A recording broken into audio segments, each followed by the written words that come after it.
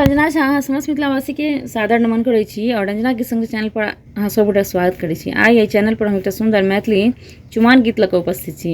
आशा करै छी जे अहाँ सबके गीत सुनबामे नीक लागत। तऽ सुनी सब गोटा एकटा सुंदर मैथिली चुमाओन गीत। आजो सो दिन दिन निर्मल बनल अछि, दुल्हा छथि चंदा समान।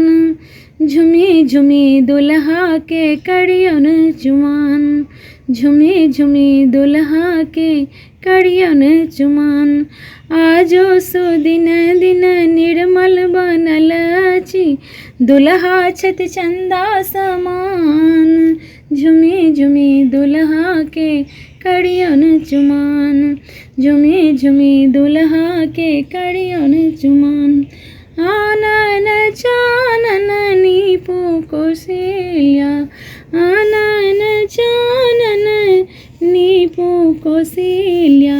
गजमोती चौका पुराण, गजमोती चौका पुराण। झुमी झुमी दुल्हा के करियन चुमाओन, झुमी झुमी दुल्हा के करियन चुमाओन।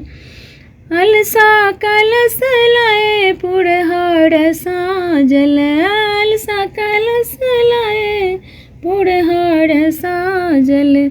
मानिक लेसो प्रहनाद, मानिक लेसो प्रहनाद। झुमी झुमी दुल्हा के करियन चुमाओन, झुमी झुमी दुल्हा के करियन चुमाओन। आजो सो दिन दिन निर्मल बनल अछि, दुल्हा छथि चंदा समान। झुमी झुमी दुल्हा के करियन चुमाओन, झुमी झुमी दुल्हा के करियन चुमाओन। काचाही बस केरा डलवा बुनावल, काचाही बस केरा डलवा बुनावल।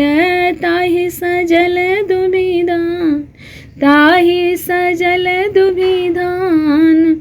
झुमी झुमी दुल्हा के करियन चुमाओन, झुमी झुमी दुल्हा के करियन चुमाओन। आजो सो दिन दिन निर्मल बनल अछि, दुल्हा छथि चंदा समान। झुमी झुमी दुल्हा के करियन चुमाओन, झुमी झुमी दुल्हा के करियन चुमाओन। देश विदेश केरा मुनि सब आओल, देशाही देश सा मुनि सब आओल।